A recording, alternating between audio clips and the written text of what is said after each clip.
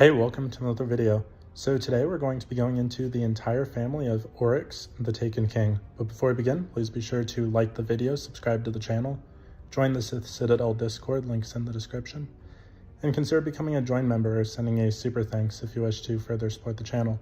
Otherwise, let's jump straight into it. ORYX, the Taken King, born Arish, and formerly known as ORYX, meaning the Long Thought, was the sovereign of the Osmium throne, the god king of the Hive, and the master of the Taken.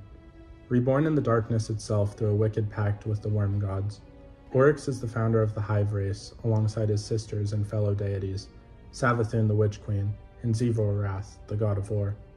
Of all the Hive gods, he alone held the power to bend other races to his will through the power to take.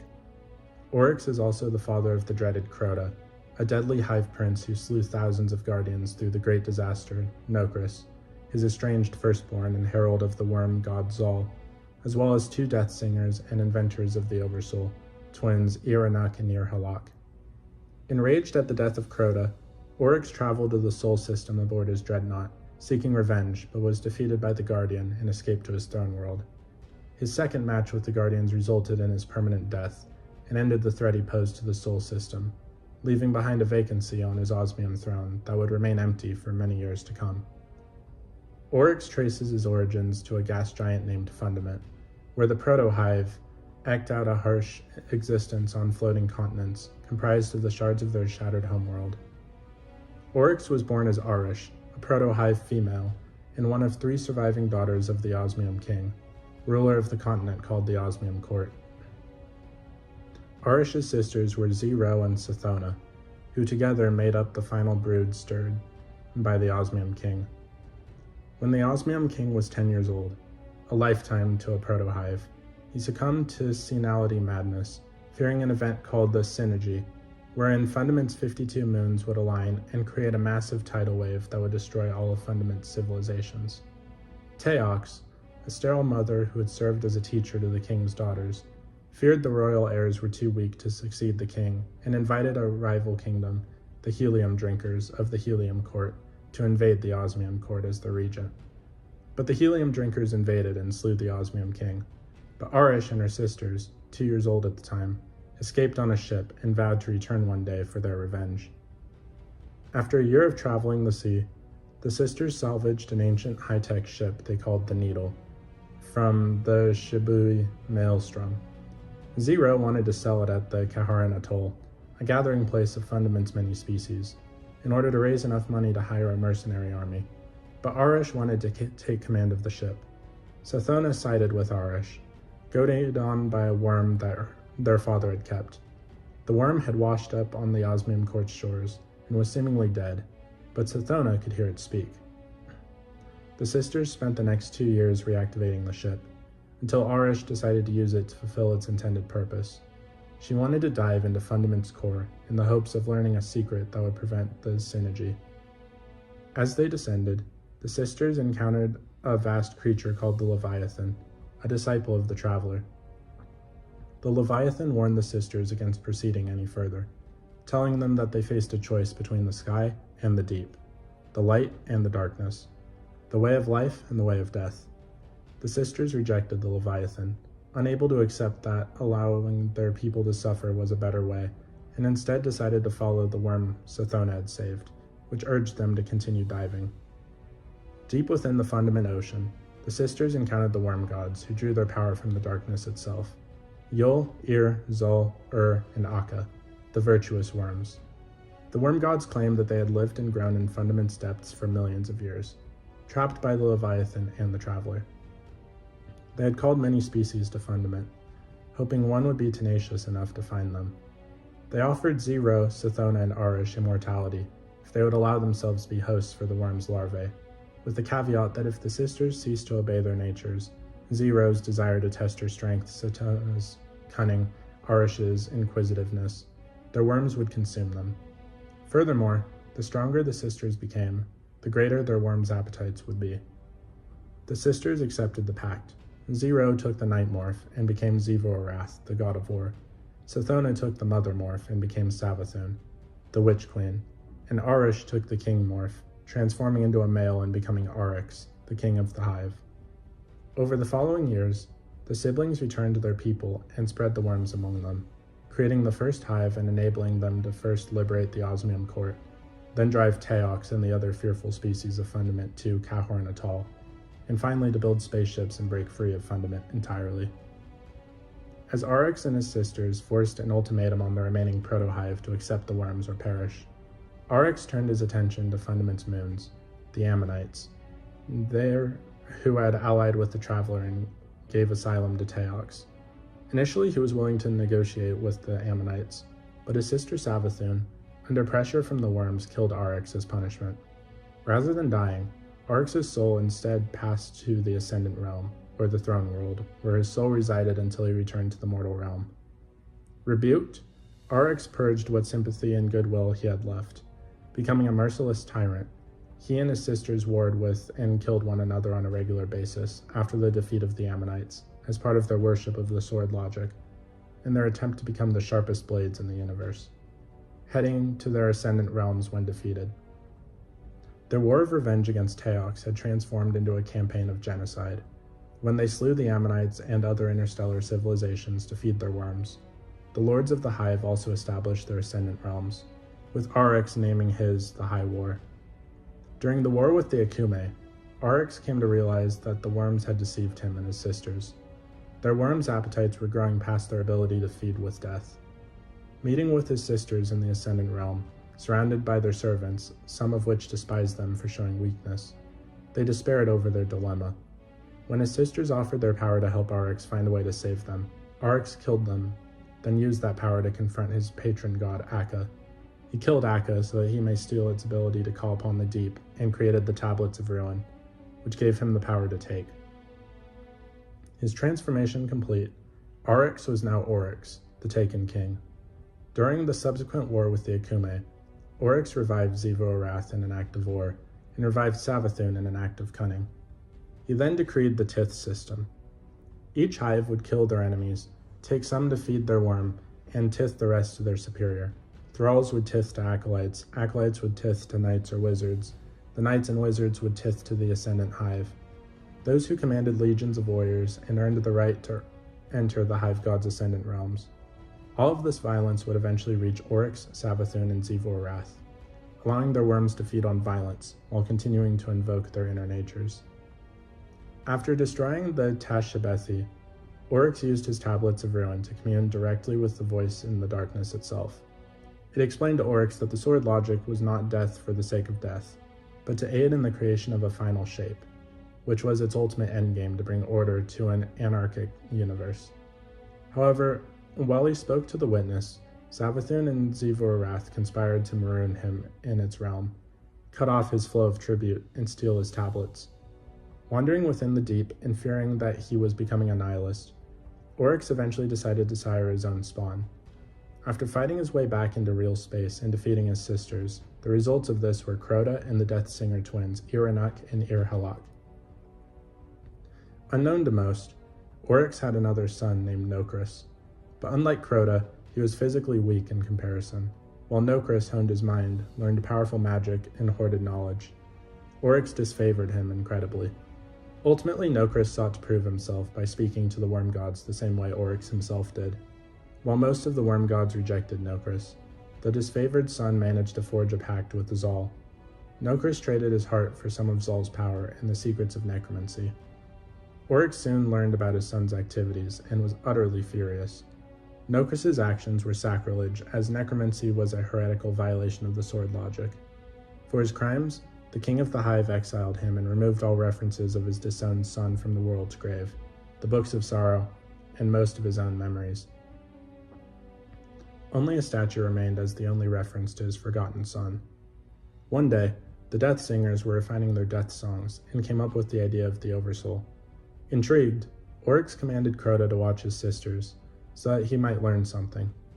However, while ORYX was off studying the deep, Crota was deceived by Savathun into using his cleaver to cut a portal in the High War, allowing the Vex to enter.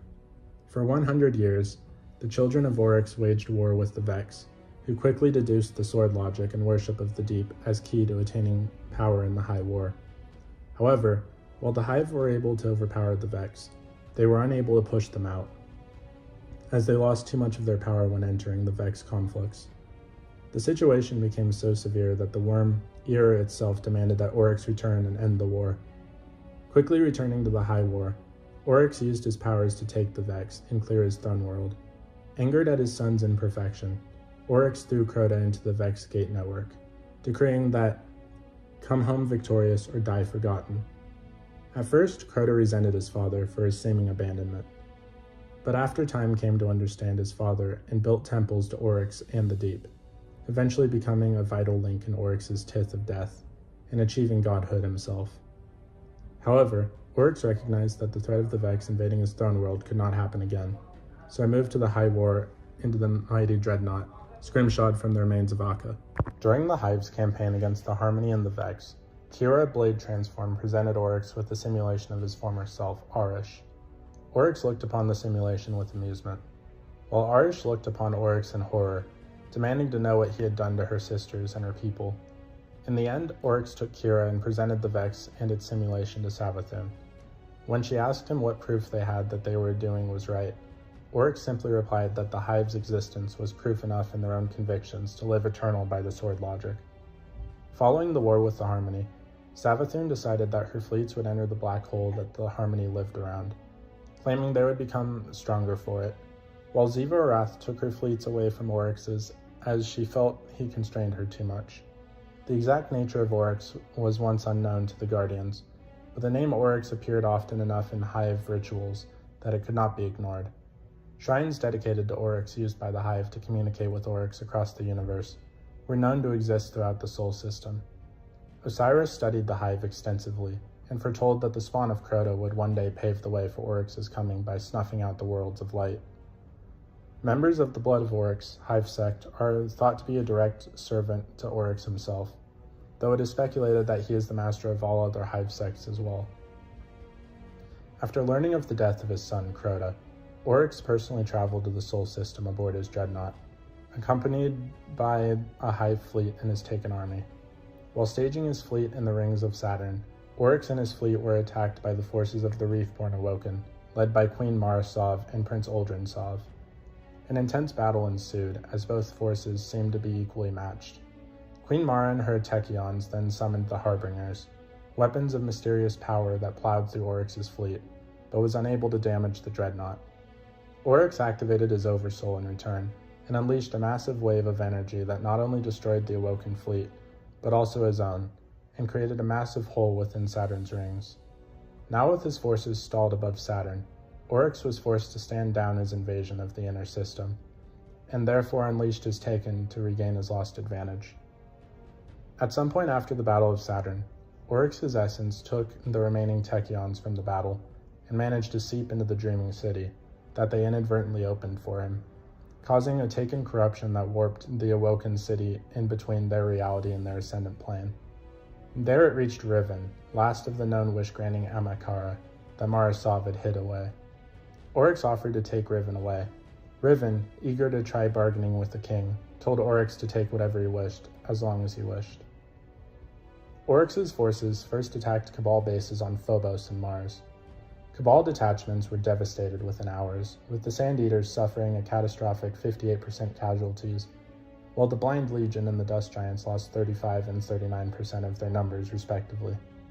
The Vanguard discovered ORYX's presence after sending a Guardian to Phobos to investigate a Cabal distress signal, by which time Taken covens began appearing on multiple worlds, ushering in the Taken War. ORYX was nearly beaten when the Guardian breached his sanctum and attacked him, but this was only a temporary setback. Using his Taken powers, he warped himself into the Ascendant plane. Meanwhile, his Taken, led by his Echoes, continued to harass the system. Once the Blights had been removed, the Guardians turned their attention on ORYX and his Hive and Taken champions. By overthrowing the court of ORYX and killing his minions, they were able to invade deeper into the Dreadnought. After killing his closest allies, like the War Priest and Golgoroth, including his own daughters, ORYX returns to fight the Guardians once more, this time having transformed himself into his true Ascendant form, a gigantic monster with the power to crush the Guardians with his fists. Here he attempted to pull the Guardians into the darkness and take them, but they were able to use ORYX's own captured light against him. By slaying the Light Eater ogres, and then detonating the light they left behind. The blight in ORYX's chest erupted in a violent burst that brought about the king's permanent death. Through his lifeless, calcified body was left adrift in orbit around Saturn. ORYX's ravenous heart, however, remained. Eris Morn used the heart to construct a weapon, the Torch of Malice. Ironically, in accordance to the Book of Sorrow, ORYX had intended this, as it would have been his final means of maintaining his ascendant immortality through the continued use of the ravenous heart to feed, as well as mantling the one who vanquished him as his successor to the Osmium throne. He only succeeded in one of his goals, however. The one who defeated him, the Guardian, would not take ORYX's throne, and therefore defied the logic ORYX spent millennia perfecting.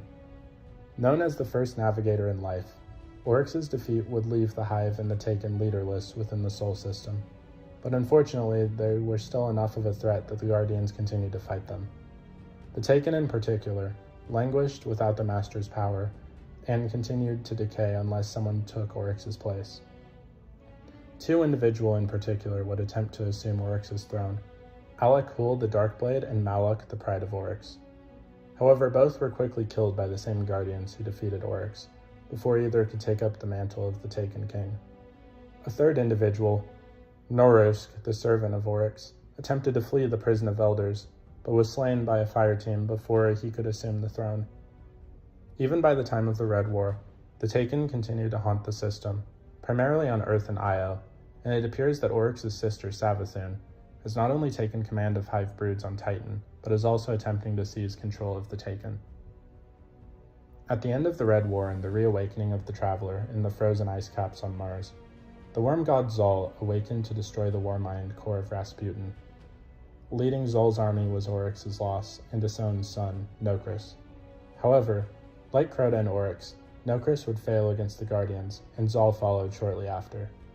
However, it turned out both Zol and Nokris would find a way to cheat death, the former by transforming into the Whisper of the Worm, using the anthem Anthemane, in a similar vein to ORYX, and the latter thanks to Zol's power and his own knowledge of necromancy. At a later date during the chaos that engulfed the reef, Savathun gained a new and powerful ally in the Amakara ORYX had taken during the beginning of the Taken War, Riven. It is implied that his defeat was due in some way to his previous bargain with Riven. Nonetheless, without a master, Riven was aimless until the Witch Queen encouraged the wish-making creature to serve her, allowing her to be closer to gaining full control over the Taken.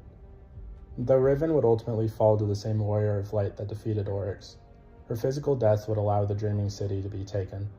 Meanwhile, ORYX's youngest sister, Zivo-Arath, the Hive God of War, has also begun a campaign of the Hive and Taken to raid the Dreaming City of its secrets. This is likely the result of possible collusion between the two Hive God sisters against the Guardians that vanquished their brother. ORYX's name and form would continue to haunt the Guardians who defeated him. A rogue Lightbearer in particular, the Drifter, found him as the scariest Hive he could think of, and used his form to create a primeval Taken in the Tier 3 of his Reckoning game. This Taken Guardian's face would be known as the likeness of ORYX, which is a shadowy projection of ORYX, the Taken King. Much later on, the daughters of Crota, ORYX's granddaughters led by Hashladun, would seek to use the energies of the Lunar Pyramid to regain the Hive's advantage against the Guardians and avenge their fallen lineage. Taking command of the Hidden Swarm, constructing the massive red fortress of the Scarlet Keep, and utilizing forbidden Hive magic, the daughters of Crota managed to control the nightmares and protect themselves against the Pyramid's energy. Further, Hashladun and her sisters conceived a plot to recreate the fallen ORYX, a necessary violation of the sword logic since the Taken King was never succeeded by his conquerors. However, Hashladun would be destroyed by the Guardians that fell her father and grandfather before her plot could reach fruition. The Witch Queen, the Hive Ghost Finch, led the Guardian to a temple Savathun had built in her throne world and dedicated to her brother. And guarded by ORYX's foster son, Alec Hool, now resurrected in the light as the Lightblade, it houses an enormous statue of ORYX defeating Akka. More importantly to the mission, though, it also turned out to be the resting spot of one of the Tablets of Ruin. As the Guardian made their investigation into how the Witch Queen and her Lucent brood managed to claim the light, the tablet they acquired from the temple showed them her plan to steal the Traveler was more so they learned that ORYX's sister had refused to take her brother's place as master of the Taken, and on going back to the decision they had made millennia ago. In contrast, Xivo Arath remained steadfast on the path ORYX and their family once walked together on, remaining furious at his death, but more so on the fact the Guardians did not take his place, calling it blasphemy. The Hive God of War would eventually consult with her fallen brother during her time in continuing the goal of reaching the final shape, regaling her exploits in conquering to battle, and her fury in Savathun's conversion to the light. In the end, Xivo Arath vowed to honor ORYX as the navigator that he was by ensuring the final shape happens. When Titan returned to the solar system after being absorbed by the Witness's powers, ORYX's body was found on the seabed, after stopping an attempt by the Lucent Brood to revive the Taken King. A team of the Hidden descended into the abyss to recover body samples for analysis. Following this were found concentrations of Taken energy in the cellular structure, and a darkness still active, but without direction and willpower, still capable of inducing hallucinations to those that came near it. This allowed the body to absorb knowledge and memories, but not to react. Furthermore, the biological mass of the corpse demonstrated a slow but active mitosis, which led the body to grow and change even without a mind. Despite the Hidden's advice to dispose of the body, Ikora decided to extract the corpse and hide it in a secure vanguard site, as she did with Savathun. So, Crota, son of ORYX, also known as the God Knight, or the Light Destroyer, and the Eater of Hope, was an ancient and powerful Hive Prince, who wielded the Sword of Crota and killed countless Guardians during the city's ill-fated campaign to reclaim the moon. Crota is the main antagonist in the Dark Below, in which the Hive seek to awaken him to lead their armies against humanity. After ORYX fought his way out of the deep, after being trapped within by his sisters Savathun and Xivo Arath, he decided that he needed children to carry on his lineage, and ensure his flow of tribute was always greater than that of his siblings. Crota was then born, and his father explained to him why he had created him and granted him a sword and a name, stating those would be the only things that he gave his son, and that Crota would have to earn his place upon his father's court, the High War. The newborn Crota continued to listen as his father explained the trap of the traveler, and giving species hope that there was a path in the universe that did not involve conflict, and then gave Crota the name the Eater of Hope, in anticipation of the lives and dreams he would snuff out. Crota was then taken to be introduced to the rest of his family. Crota was soon joined by two sisters, Ir-Halak and Ir-Anak, and a brother, Nokris. However, Nokris was excommunicated and stricken from the Hive's histories for his heretical necromantic practices. Crota himself was made heir to his father and the Osmium throne. Crota also had four sworn princes, Bannock, Dakur, Garok, and Marok, forged for him a great sword with which to ravage worlds and drain the light from his foes. At some point, the young Crota would petition his father to forge him from the flesh of the worms a tablet of ruin to bear in battle, and tithed as tribute to him. Instead, ORYX coldly rebuked his son by setting the newly created tablet with Golgoroth, and explained only tithings of violence from him and his temples were demanded of him. One day, Crota was approached by ORYX in order to watch his sisters as they experimented with the creation of an oversoul, a paracausal thanatosphere meant to hide their deaths and become harder to kill in the hope that he would learn cunning. However, as ORYX departed to observe the destruction of an alien fortress whirled by the Black Fleet, Crota conspired to learn his sister's secrets of the Oversoul, with which he shared his father's war priest. His aunt Savathun would influence the arrogant young prince to experiment himself with opening a wound into an open space. The space Crota's sword cut into would open a rift into the Vex network, prompting the Vex to invade ORYX's throne world en masse, much to Savathun's trickery. Crota engaged the Vex in battle, as they struggled to understand logic of his father's throne world, but they then manifested Kira, Blade Transform, who grasped the logic and became determined to master the Ascendant realm. The Vex teleported away from Crota and slaughtered thousands of Hive throughout the dimension, granting them greater power. Crota and his sisters fought the Vex and created new weapons to defeat them, but Kira fled to the other side of the wound created by Crota and built gates to prevent him from closing it. After a century of stalemate, the war was ended when ORYX was summoned back by Ir. Although ORYX saved a stone world from the Vex and became intrigued by their fascination with geometry, he punished Crota for his reckless experiment by exiling him from his court. Grabbing him by one of his legs, the taken king flung his progeny into the Vex gate network and ordered him to return home covered in glory or not at all. For centuries, Crota traversed the Vex's gate network and fought across space and time, becoming a demon in many cultures. As time passed, he adjusted his tactics as he gained a greater understanding of his father and ceased to spare some of his victims, whom he complained about his father to, and instead built mighty temples and monuments to himself to increase his power through tribute, strengthening himself and his father. Meanwhile, his father would also raise Thalnok, the fanatic of Crota, as a proxy to observe his absent son after he found favor in the latter's attempts to mantle him. Over time, during his imposed exile, Crota himself would be joined in his sympathetic consort, Omnigul, the Will of Crota, a zealous wizard who became the mother of his own devoted brood. The two of them together would raise Crota's own court of disciples, including Sardon, the Fist of Crota, and the Death Singer, Iriut. At one point, a then nameless Lokar had attempted to murder Omnigul to fuel her own tith. Crota gave chase to the fleeing wizard, only for her to have escaped his wrath, frustrating the exiled Hive Prince. He went before ORYX and demanded his father kill Lokar for her impudence. ORYX was instead amused and impressed by the wizard's ability to evade his son, and raised her to his court, rebuking Crota for his simplicity. Crota also created a mighty ogre for his own design as a means to challenge the wizard Kegor, the World Render, which Omnigul claimed as her own personal summon. Among his greatest of Crota's spawn was Hashladun, the eldest of 4 daughters, along with her sisters Bezereth, Kenox, and Voshar.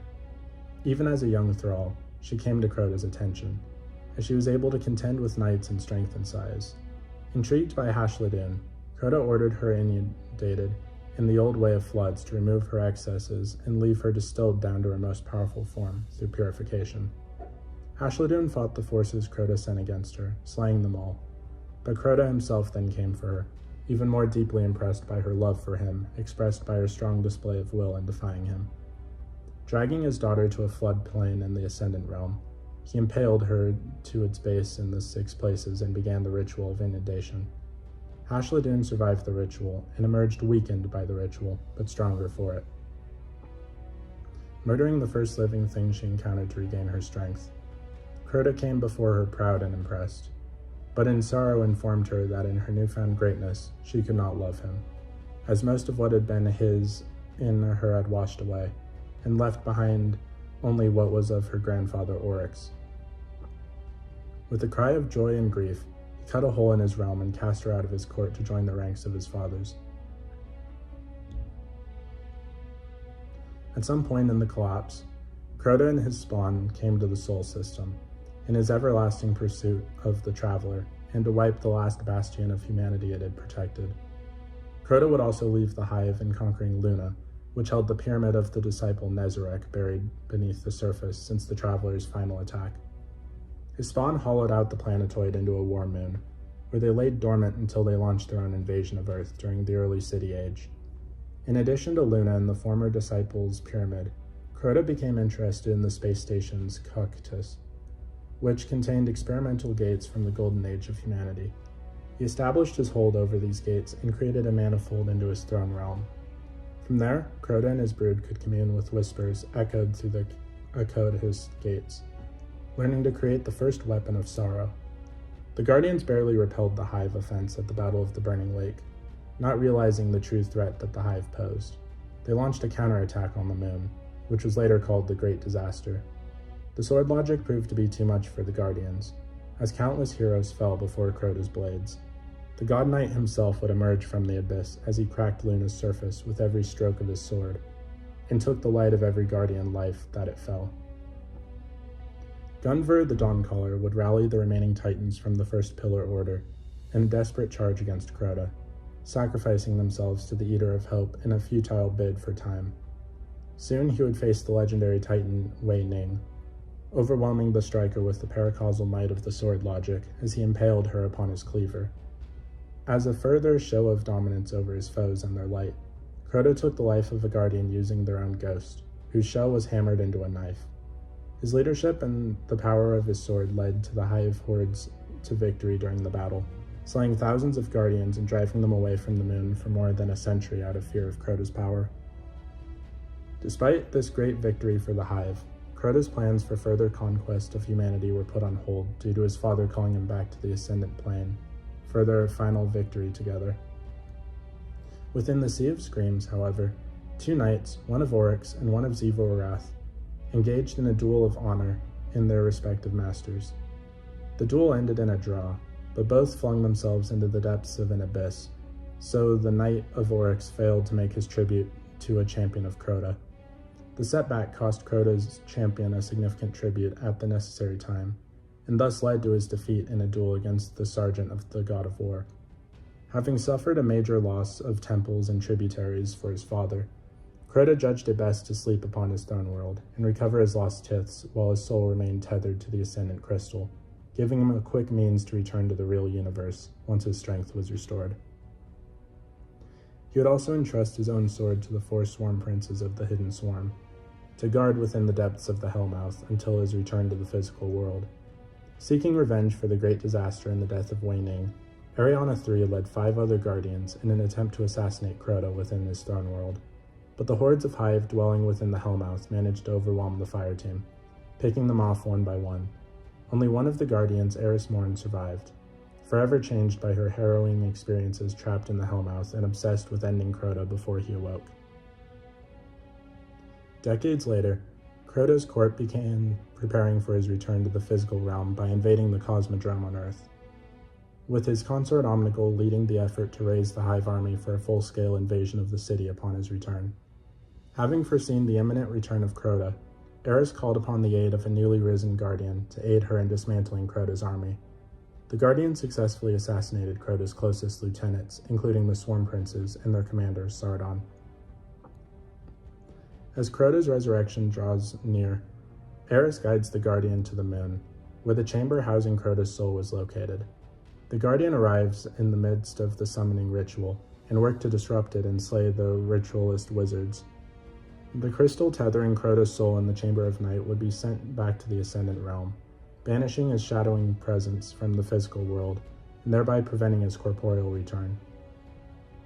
Afterwards, Crota's horde was thrown into further disarray when the Guardians killed Omnigul in a strike operation, which prevents any further attempt to fully revive him. Crota's end would be met by the Guardian leading a newly formed raid team upon the Oversoul throne. Entering from the deepest pit of the Hellmouth, the Guardian summoned Crota from his crystal to engage in his own throne world, surrounded by his army of Ascendant Hive. When conventional means failed before the Hope Eater, the Guardians turned Crota's own sword logic against him with the cleavers of his broken blades, permanently killing him. Crota's demise ultimately caught the attention of his father, ORYX, the then God King of the Hive and Master of the Taken. Enraged by the death of his son, ORYX would bring his dreadnought into the solar system and lead an army of Hive and Taken in revenge against the Guardians. Ironically, Crota's lingering ascendant power was necessary for the Guardians to access the Rupture Gateway into Oryx's sanctum. Returning to the Chamber of Night that tended to the crystal that housed Crota's soul, the Guardians were able to gain a shard of the crystal, but it did not hold a piece of his soul. The Guardians now had to disrupt Crota's death ceremony to gain a sliver of his soul. Entering Crota's fortress, the Guardians narrowly slipped past the Hive defending his tomb, and were able to fill the shard with Crota's death essence. With the Ascendant Shard, the Guardians were successfully able to enter Oryx's throne and defeat him. Like his son, ORYX would later fall to the Guardians who killed Crota, when he was slain by them in his own throne world within the Ascendant Plane. Crota's disowned, heretical, and forgotten brother Nokris would make his own stand against the Guardians, after arising from slumber in the icy depths of Mars' Hellas Basin with his master, the worm god Zal.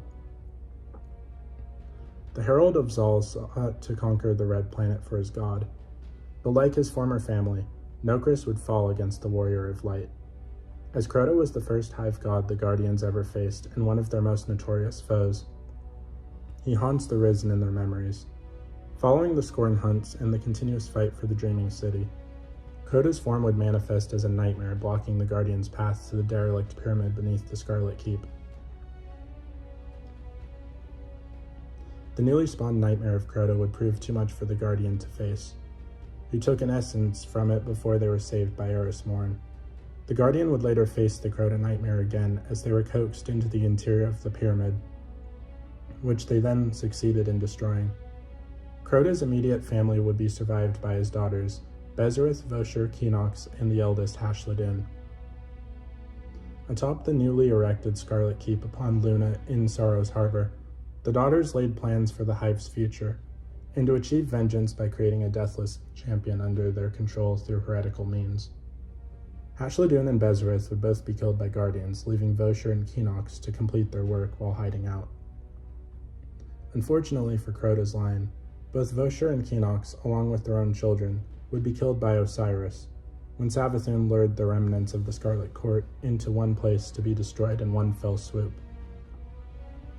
The Witch Queen planned this in belief that the bloodline of ORYX had run its course. In his youth, Crota was a great warrior, although extremely brash and arrogant. His father ORYX believed he lacked the cunning of his sisters, which led to Crota being easily tricked by his aunt Savathun into opening a portal into the Vex realm, which taught the machines the sword logic and planted the seeds for the eventual taking of Kira, the blade transform. As the millennia wore on, Crota gained more respect for his father and a greater understanding of the sword logic, increasing both their power through mighty temples of tribute. He exiled his brother Nokris, and remarked that he had a taste for glory. By the time of the Great Disaster, Crota had reached the pinnacle of his strength, and could easily wipe out hundreds of light-empowered guardians, including Wei Ning, one of the last city's greatest champions. Nokris, the supplicant to Savathun, is a hive god and estranged son of ORYX, the Taken King. Exiled by ORYX for his heresies, Nokris performed a pact with the worm god Zal, the Will of the Thousands, taking the title Herald of Zal, and leading a new brood of hive known as the Grasp of Nokris. Zal, Nokris, and their followers would later travel to Mars during the collapse, where they were imprisoned by the polar ice by the warmind Rasputin. Following Zal's abandonment of Nokris in favor of the Guardians, Nokris pledged his allegiance to his aunt Savathun, the Witch Queen, in a bid to end the hive's pact to the Worm and the Witnesses.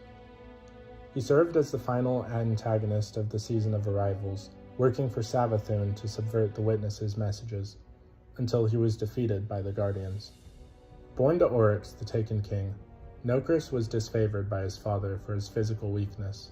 To make up for this, Nokris instead honed his mind, teaching himself hive arcana, and hoarding knowledge and stories. In doing so, he found a different way of feeding his worm through the sword logic. Seeking to gain his father's favor, Nokris attempted to commune with the worm gods as ORYX once did, but most of them rejected his atrocities. However, Zal, fearing an imminent attack from Yul, agreed to make a pact with Nokris, who traded his heart for some of Zal's power and the forbidden secret of necromancy. Upon learning of his son's actions, ORYX was furious. Necromancy was considered a heretical violation of the sword logic, for it returns life to that which was recently slain. And thus Nokris' actions were sacrilege. For his crimes, ORYX exiled his son and removed all references to him from the Book of Sorrow and the World's Grave. Only a statue within the dreadnought remained, bearing Nokris' name but no additional information. Nokris was unperturbed, for in exile he saw freedom and opportunity. He informed Zal that he would claim Mars in his name, and raised a new brood, the Grasp of Nokris, to conquer the planet. Upon arriving on Mars during the collapse, Nokris, Zal, and their forces were met with overwhelming resistance from the warmind Rasputin, who eventually invoked his Siberian Entropy protocol and froze the invaders beneath a layer of ice in Hellas Basin. Nokris first became known to the Guardians when the young wolf found a statue in the dreadnought near the altar of ORYX, alongside similar statues of Crota and ORYX. The Guardian's ghost inferred Nokris was a hive god based on the accompanying glyphs, but did not recognize the name. At Eris Morn's request, Asher Mir scoured his library for references to Nokris, but turned up nothing. After the deaths of ORYX and Crota at the end of the Red War, Nokris and his master were released when the ice in the Hellas Basin began to melt, an effect of the light released by the Traveler's reawakening.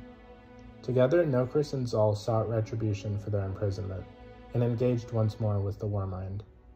However, Interference came in the form of the Guardian working with Anna Bray, who tried to lure Zal into the open using a small shard of the Traveler as bait. Nokris arrived to fight the intruders, but after a fierce battle he was slain by the Guardians. Nokris managed to evade permanent death following Zal's defeat, only to be left abandoned within the crust of Mars. His attempts to reconnect with the Worm God were rebuffed, as it had already found more worth in his slayers. Dejected, Nokris sought entry into the Ascendant Plane, which was previously denied to him due to his rejection of the sword logic, using a fragment of Zal's remains to force a gate open. He lured fire teams of Guardians under the pretense of resurrecting Zal into slaughtering him and his revenant hive, gaining enough power from their acts of violence to feed Zal's remains, enough to use it to pierce a tiny hole into the Sea of Screams, through which his soul could slip into. However, the trickery he used attacked and attracted the attention of his aunt Savathun. Although expecting to be used as nothing more than a simple pawn, Nokris struck a bargain with her after Savathun offered him a place in her court, and acknowledged his value in being able to overturn the sword logic and those bound by it. As Savathun fought to free herself from the Witness, who was bound in servitude by her pact with the Worms, she desired Nokris' knowledge of necromancy. In exchange for his secrets, she would grant him access to the Dreaming Mind, so that he could learn how to take. Savathun also foresaw the arrival of the Black Fleet in Sol, and so she instructed him to interfere in any of their attempts to communicate with the Guardians.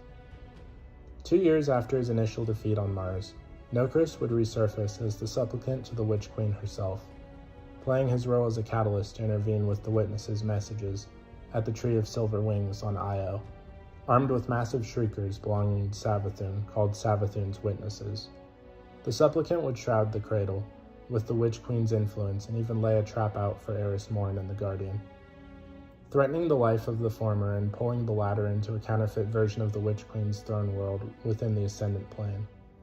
Eris barely survives her encounter, and in turn saves the Guardian from the full force of the Shriekers.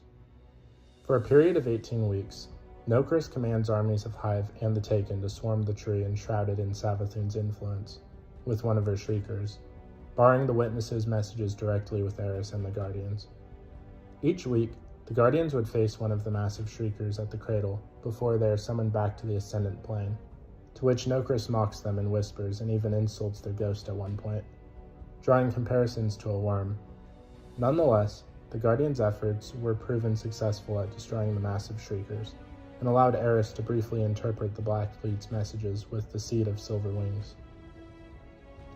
On the final week, Eris had successfully identified Nokris as the source of the interference, just as the supplicant would summon the Guardian into a new area of the court, where he would face them directly once more near the backdrop of a massive Taken blight the size of a star.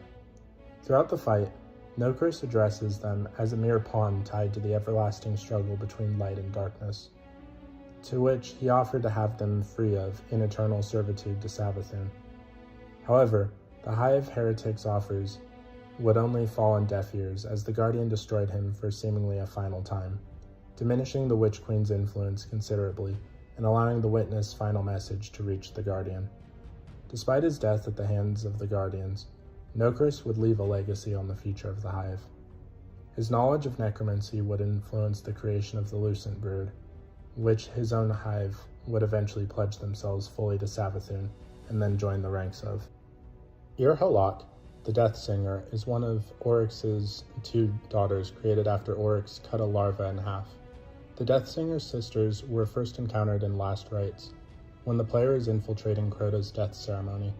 They're found next to Crota's tomb, and have to be avoided. Together with her twin sister Ir-Halak, the Death Singer, she is encountered and killed in the King's Fall raid and Threshold. Ir-Halak and her sister Ir-Halak were created from the same larva cleft into by ORYX's sword Willbreaker. He praised them for their cunning and intellect, especially Ir-Halak, for creating a death song, the signature weapon of the Death Singers, and which gave the twins their title. After telling her of her aunt's displeasure, he asked if they would be using their songs instead of weapons to fight their wars. Later, as ORYX wrestled with his worm, Ir-Halak and Ir-Halak began to die repeatedly in a certain place, ostensibly for no reason. When asked what they were doing, They launched into a high technical description of what ORYX eventually forced them to conclude simply, if we hide our deaths from ourselves, we become harder to kill. Thus came about the birth of the first prototype oversoul. ORYX ordered his son Crota to watch his sisters, fearing they were trying to go into the deep and to learn cunning. Unfortunately, it was Crota who needed watching. He began to conspire with his sisters, and thought rashly he too would seek for himself a power. Using his sword, he cut a hole in the ascendant realm, and unwittingly let in the Vex led by Kira, Blade Transform, who mocked his attempts to contain them by simply blinking away from him whenever he attacked. As the Vex killed thousands of Hive and empowered themselves with the sword logic, Ir-Halak called upon their fellow Death Singers to assist her in Iranok with the creation of the Annihilator Totem. The weapon proved effective, but the two sides entered a stalemate as Kira fled to the other side of the gate and launched repeated invasions of the Ascendant Realm, while the siblings' invasions of the Vex territory left them too weakened to finish off the Vex mind. After 100 years of warfare, Ir-Halak worried that ORYX would return and eat their souls for their failures. Upon ORYX's return, he punished only Crota for his role in the Vex invasion, and then built the Dreadnought to protect his realm. Ir-Halak and Iranok built the weaponry and internal systems for the ship, allowing ORYX to concentrate his ascendant power and obliterate any foe. Billions of years later, Ir-Halak and Iranok joined their father in traveling to the Sol System to seek revenge upon the Guardian who slew their brother Crota. Although the Dreadnought was halted in the orbit of Saturn following a battle with the Awoken fleet, the two sisters traveled aboard the warship to Luna to conduct the death ceremony that would send what remained of Crota's soul to the next realm. However, the ceremony was interrupted by the Guardian who slew Crota, who now sought to steal remnants of his soul to pass as an Ascendant Hive. Outraged at the intrusion and seeking vengeance for their brother, Ir-Halak and Iranok attempted to slay the Guardian alongside the other Death Singers and Hive warriors present. The Guardian escaped their grasp thanks to the intervention of Eris Morn, who teleported them away from the Hive. The sisters later barred the way to their father by challenging the Guardians sent to kill him. As their father's last line of defense, they used their death songs to fight and unright the Guardians. They were eliminated, and the way to ORYX the Taken King was clear. Ir-Anuk, the Death Singer, is one of ORYX the Taken King's two daughters, created after ORYX cut a larva in half. The Death Singer's sisters were first encountered in Last Rites, when the player is infiltrating Crota's death ceremony. They are found next to Crota's tomb, and have to be avoided. Together with her twin sister Ir-Halak, a Death Singer, she is encountered and killed in the King's Fall raid in Threshold. Ir-Anuk and her sister Ir-Halak were created from the same larvae cleft into by ORYX's sword, Willbreaker. He praised them for their cunning and intellect, especially Ir-Anuk for her ambitious methods of apotheosis. She wrote out the 11 axioms which described the Ascendant Realm and plotted to kill one. ORYX commended her by saying he may kill her for trying. Later, as ORYX wrestled with his worm, Ir-Anuk and Ir-Halak began to die repeatedly in certain places, ostensibly for no reason. When asked what they were doing, they launched into a highly technical description that ORYX eventually forced them to conclude simply, if we hide our deaths from ourselves, we become harder to kill. Thus came about the birth of the first prototype oversoul. ORYX ordered his son Crota to watch his sisters, fearing they were trying to go into the deep and to learn cunning. Unfortunately, it was Crota who needed watching. He began to conspire with his sisters and thought rashly he would seek for himself a power. Using his sword, he cut a hole into the Ascendant Realm, and unwittingly let in the Vex, who mocked his attempts to contain them by simply blinking from him whenever he attacked. His sisters went to help him. Ir-Anok created an Annihilator Totem, while Ir-Halak called upon their fellow Death Singers, as they fought the Vex who learned all too quickly how the realm worked, and proved difficult to dislodge. Later, in order to protect his realm, ORYX built the Dreadnought. Ir-Anok and Ir-Halak built the weaponry and internal systems for the ship, allowing ORYX to concentrate his ascendant power and obliterate any foe. Billions of years later, Ir-Halak and Ir-Anok joined their father in traveling to the Sol System to seek revenge upon the Guardian who slew their brother Crota. Although the Dreadnought was halted in the orbit of Saturn following a battle with the Awoken fleet, the two sisters traveled aboard another warship to Luna to conduct the death ceremony that would send what remained of Crota's soul to the next realm. However, The ceremony was interrupted by the guardian who slew Crota, who now sought to steal remnants of his soul to pass as an ascendant hive. Outraged at the intrusion and seeking vengeance for their brother, Ir-Halak and Ir-Anak attempted to slay the guardian alongside the other death singers and hive warriors present. The guardian escaped their grasp thanks to the intervention of Eris Morn, who teleported them away from the hive. The sisters later barred the way to their father by challenging the guardian sent to kill him. As their father's last line of defense, they used their death songs to fight and unright the guardians. They were eliminated, and the way to ORYX the Taken King was clear. Alak-Hul the Darkblade is a hive Darkblade knight, foster son of ORYX the Taken King, and the boss of the Sunless Cell Strike. After being killed by the guardians, he was resurrected years later as Alak-Hul the Lightblade by a hive ghost of the Lucent Brood, and became the boss of the Lightblade Strike. Alak-Hul and his consort, Varrock, were present at the Hellmouth when Eris Morn and Ariana III led their fire team to assassinate Crota, the son of ORYX. It was Alak-Hul and Varrock's spawn that killed the Titan Vel Tarlo, with the former delivering the killing blow upon his axe. Following the failed raid, Alak-Hul and Varrock instigated a rebellion against ORYX, but the rebellion was put down. Alak-Hul's motivation was twofold.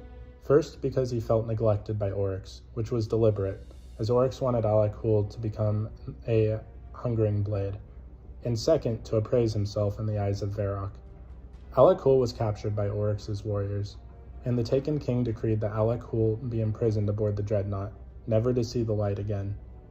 But after ORYX retreated from the material realm, Eris wanted to make sure Alak-Hul couldn't take over as the king of the hive, and to avenge Tarlo, ordered for his elimination.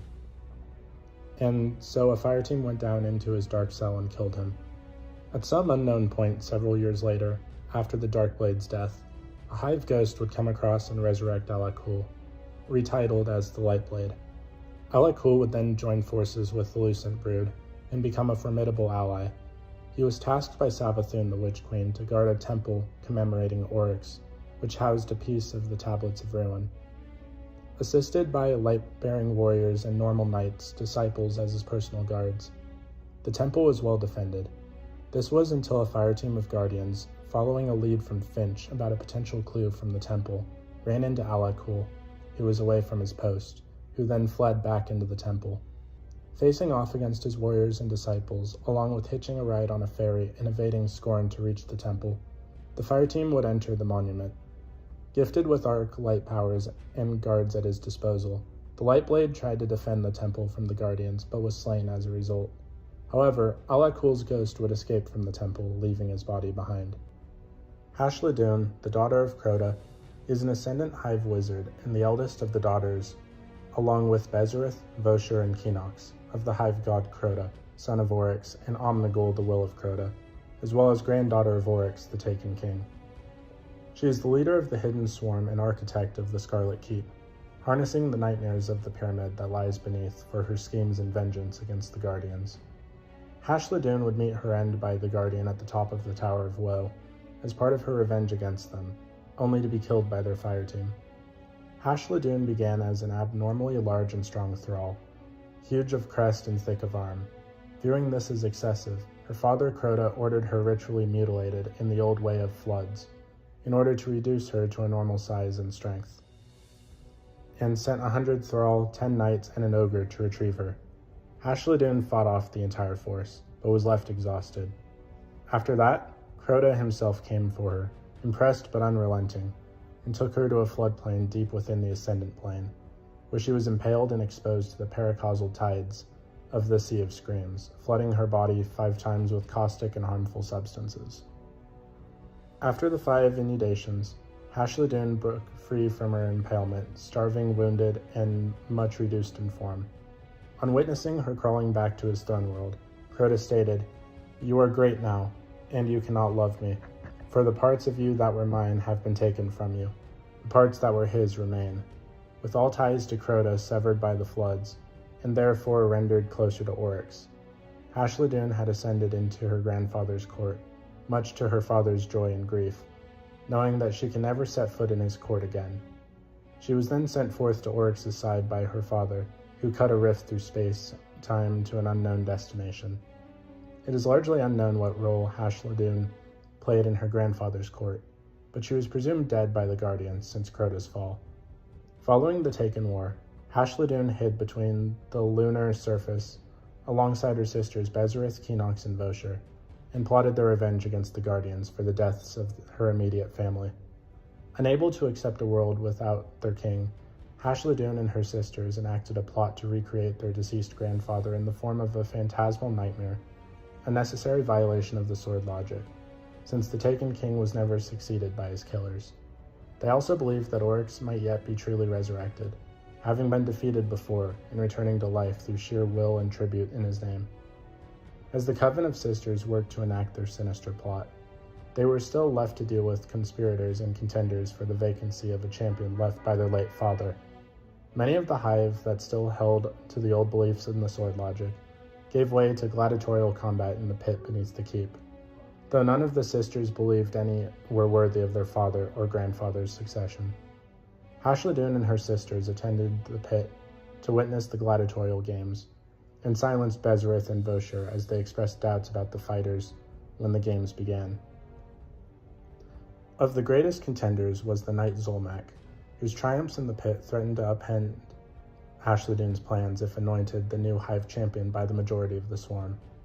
Hashladun judged Zulmak a great warrior, but lacking the cunning of Crota and ORYX, and turned to leave the pit alongside her sisters, which prompted much of the congregation to do the same. They were forced to return for a third fight, as Zulmak's performance had persuaded many that his strength as a warrior made him a worthy successor under the sword logic. This belief disgusted Hashladun, who noted that Zulmak's opponents were not impressive, as most of the Hidden Swarm's greatest warriors had been slain by Guardians already. However, Zulmak's reign was cut short by the Death Singer Azavath, whose body had merged with the essence of her knight brother, Akrazul, and went on a blind massacre with a royal congregation. Taking advantage of the ensuing chaos, Hashladun and her sisters assassinated their perceived enemies, leaving the Akrazul-possessed Azavath to take the blame, and none left to challenge them. As the Coven of Sisters made ready to leave, Hashladun glanced once more into the pit, and was greeted by the whispers of a fellow schemer, their great-aunt Savathun. She encouraged her nieces to seize control of the Hidden Swarms themselves, and be the strength the Hive needed to challenge the light with the mighty new fortress.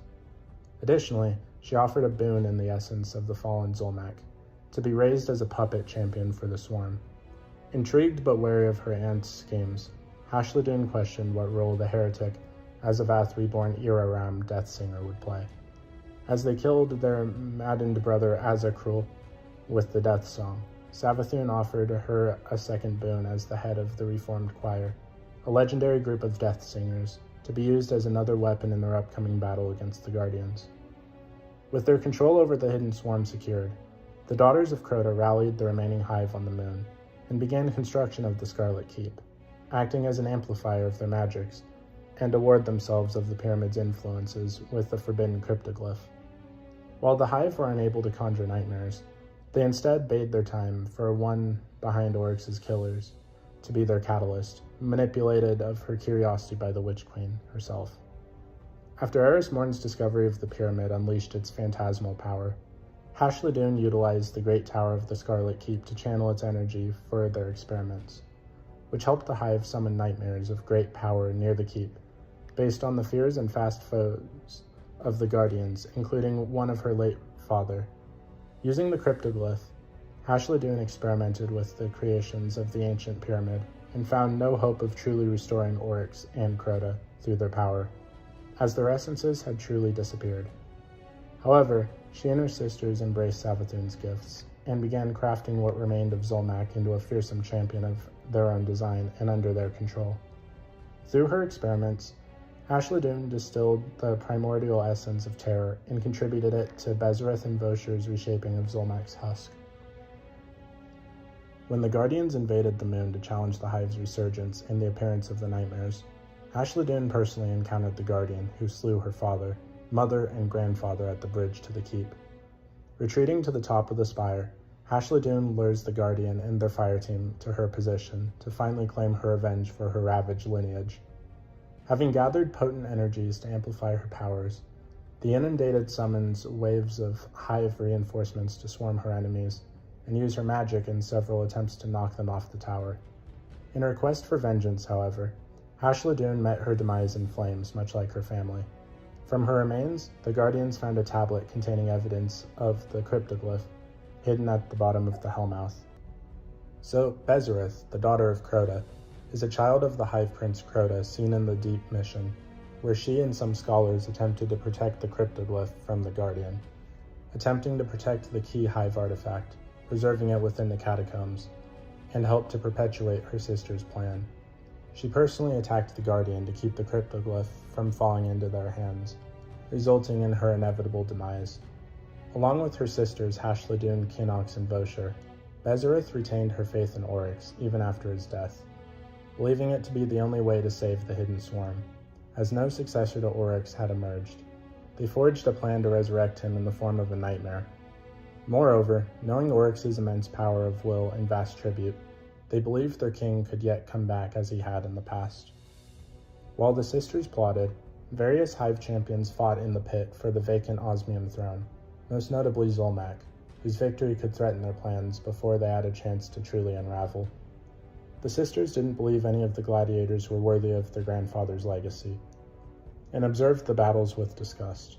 Zulmak kept winning every fight, gaining the title of the Unwavering, until he was challenged by an unlikely adversary, the Death Singer Azavath, her body actually a shell for her brother Cruel's essence. Upon defeating Zulmak, Azavath, now Akrazul, began slaughtering members of the court watching the pit fights. The royal sisters made to escape, but Bezereth halted them and asked them to consider the moment of chaos as a perfect opportunity to eliminate the opponents to their rule.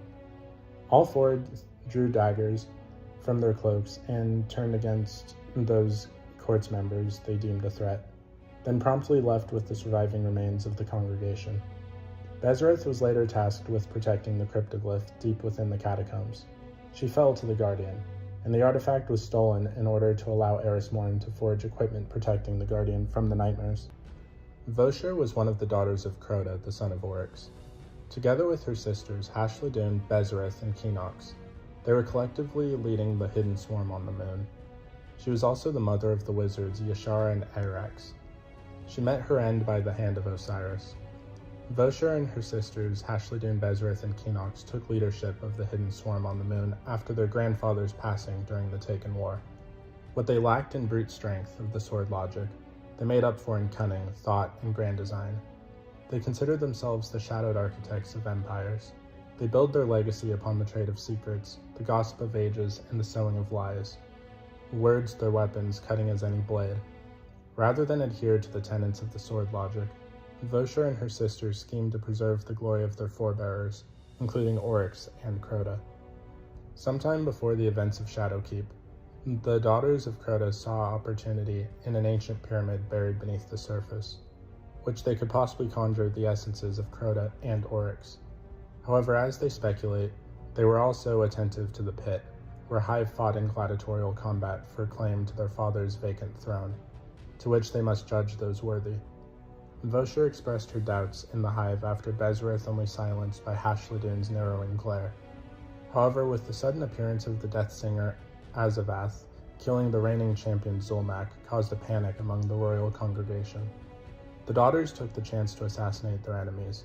With no one threatening their schemes, the daughters were free to enact their plan and had the swarm raise the Scarlet Keep. With the nightmares unleashed at the hands of Eris Morn, Kinox and her sisters could experiment with the phantasmal creations of the pyramid. However, they found that they could not raise their father nor grandfather, as their essences had truly dissipated, and that the nightmares were not alive. Instead, Kinox urged her sisters to act, seeing the potential in raising Zulmak as a warrior bound to their victims. Vosher and Bezereth would gather Zulmak's husk, while Hashladun offered the nightmare essence of terror to them. However, Hashladun and Bezereth would both meet their ends by the Guardians, leaving Vosher and Kinox to continue their work and abandon the sword logic for the sake of survival. The two would enact their forbidden ritual to empower the abominable Zulmak with the power of the nightmares, all while hiding out in fear of the Guardians. A year after the events of Shadowkeep, Vosher and her sister Keenox were met with the High Celebrant, a champion of their great aunt Wrath, the god of war, having entered the system to build an army of Wrathborn, and to rally the scattered hive broods into her service. Having gathered with their own spawn beneath the enduring abyss to commune with the war god, they were immediately confronted by the warlock Osiris, who incinerated Vosher and her daughters Yashura and Arax with his daybreak. Keenox was one of the surviving daughters of Crota, the son of ORYX, along with her sisters Hashladun, Bezrith, and Vosher, collectively leading the hidden swarm on the moon.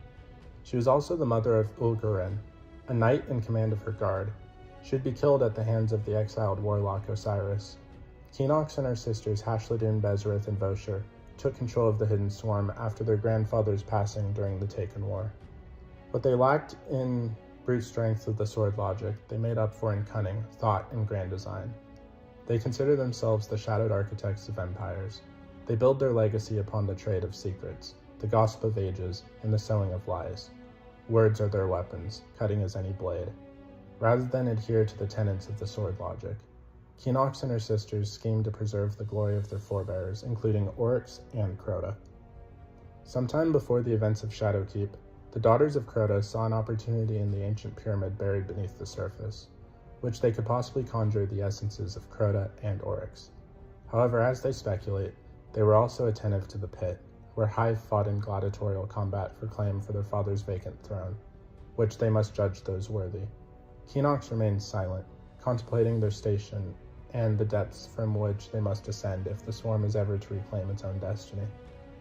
However, with the sudden appearance of the Death Singer Azavath, killing the reigning champion Zolmak caused a panic among the royal congregation. The daughters took the chance to assassinate their enemies. With no one threatening their schemes, the daughters were free to enact their plan and have the swarm raise the Scarlet Keep. With the nightmares unleashed at the hands of Eris Morn, Keenox and her sisters could experiment with the phantasmal creations of the pyramid. However, they found that they could not raise their father nor grandfather, as their essences had truly dissipated, and that the nightmares were not alive. Instead, Keenox urged her sisters to act, seeing the potential in raising Zolmak as a warrior bound to their whims.